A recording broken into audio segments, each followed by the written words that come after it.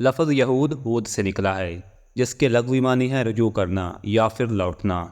یہودی بنی اسرائیل قبیلے کا مذہبی نام ہے، جبکہ لفظ بنی اسرائیل یہودیوں کا آبائی یا قومی نام ہے۔ حضرت ابراہیم علیہ السلام کے دو بیٹے تھے، ایک کا نام حضرت اسماعیل اور دوسرے کا نام اسحاق تھا۔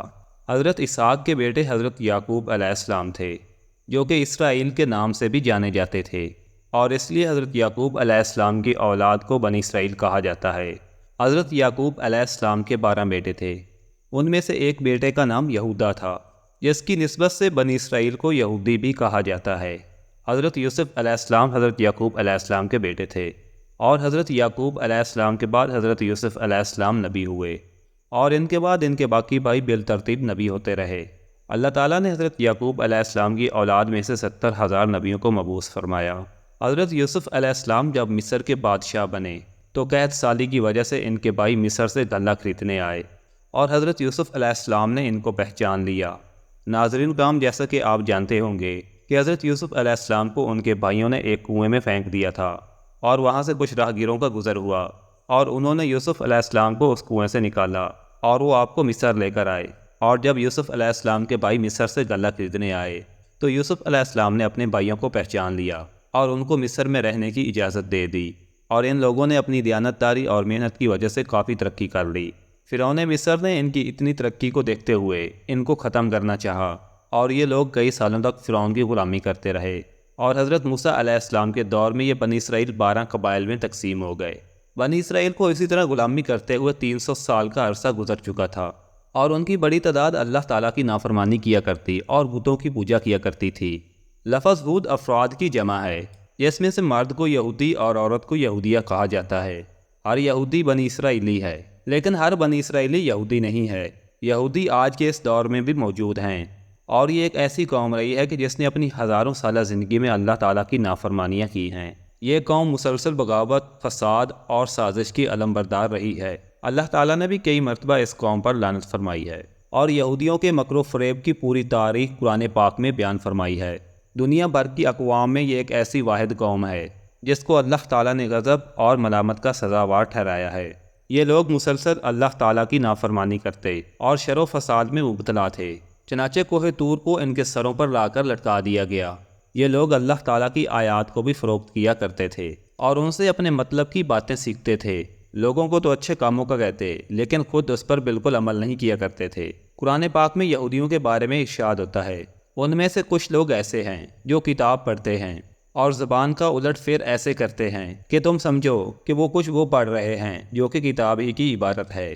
حضرت موسیٰ علیہ السلام نے اس قوم کو فرعون کے ظلم و ستم سے نجات دلائی، اور سمندر نے ان کے لیے راستہ بنا دیا، مگر اس کے باوجود وہ مسلسل ناشکرے بنے رہے۔ جب حضرت موسیٰ علیہ السلام اللہ تعالیٰ سے کلام کرنے کے لیے کوہ طور پر چلے گئے تو یہ لوگ آپ کے جانے کے بعد ایک گائے کی پرستش کرنے لگے۔ جب اللہ تعالیٰ نے ان کو ایک گائے ذبح کرنے کا حکم دیا تو وہ بہانے بنانے لگ گئے، اور 5 مرتبہ انہوں نے موسیٰ علیہ السلام کو واپس بھیجا کہ وہ اللہ تعالیٰ سے ٹھیک ٹھیک حکم لے کر آئیں، صرف اس لیے کہ وہ گائے کو کسی طرح ذبح کرنے سے بچ سکیں۔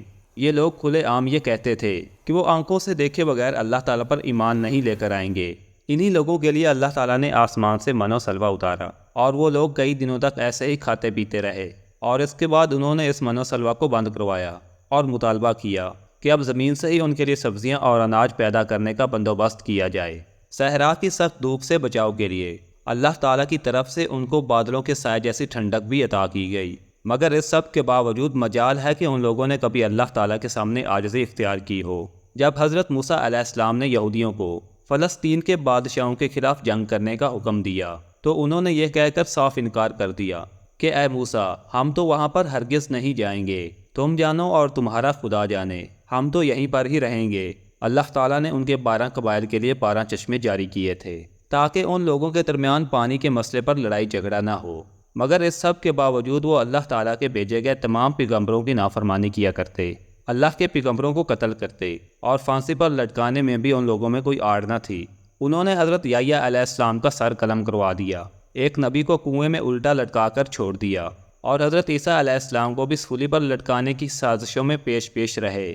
وہ یہ کہتے تھے کہ پیغمبری صرف بنی اسرائیل کی نسل کے لیے ہی ہے، اور اسی لیے وہ بنی اسماعیل کے پیغمبر یعنی حضرت محمد مصطفیٰ صلی اللہ علیہ وآلہ وسلم پر ہرگز ایمان نہیں لائیں گے۔ یہ لوگ حضرت جبرائیل علیہ السلام کو بھی اپنا سب سے بڑا دشمن قرار دیتے تھے، کیونکہ وہ ان لوگوں کی سازشیں تمام انبیاء کرام کو وحی کے ذریعے سے پہلے سے ہی دے دیا کرتے تھے۔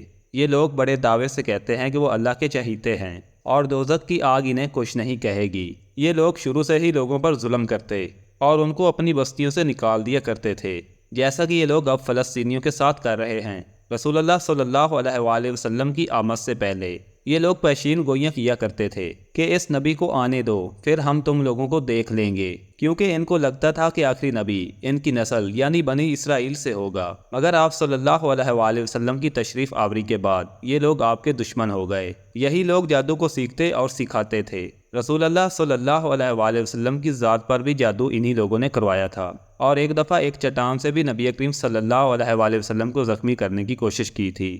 انہی لوگوں نے 2 مرتبہ زمین پر فساد برپا کیا، اور تیسری مرتبہ بھی جنگ یہی لوگ شروع کریں گے۔ قرآن پاک میں ان لوگوں کے بارے میں مزید ارشاد فرمایا گیا ہے، اور ان میں سے ایک گروہ ایسا بھی تھا جو لوگوں سے یہ کہتا تھا کہ رسول اللہ صلی اللہ علیہ وآلہ وسلم پر جو کچھ نازل ہوتا ہے اس پر صبح کے وقت ایمان لے آؤ اور شام کو اس کو جھٹلا دو۔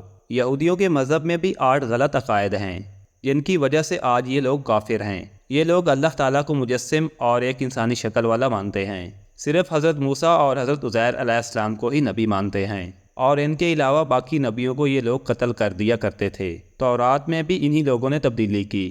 حضرت عزیر علیہ السلام کو یہ لوگ اللہ کا بیٹا کہتے ہیں۔ حضرت عیسیٰ علیہ السلام کا بھی یہ لوگ انکار کرتے ہیں، اور آپ کے قتل کرنے کی سازش ہی انہی لوگوں نے کی۔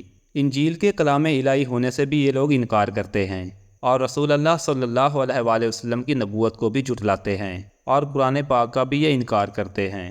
ایک زمانہ تھا کہ جب یہ اللہ تعالیٰ کی سب سے پسندیدہ قوم تھی۔ اللہ تعالیٰ نے ان لوگوں کے لیے آسمان سے کیا کچھ نہیں اتارا، ہر نعمت ان کو عطا کی۔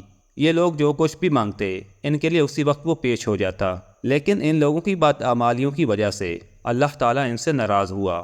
امامت بھی انہی لوگوں کے حصے میں تھی، اور ان کو امامت کے درجے سے ہٹا دیا۔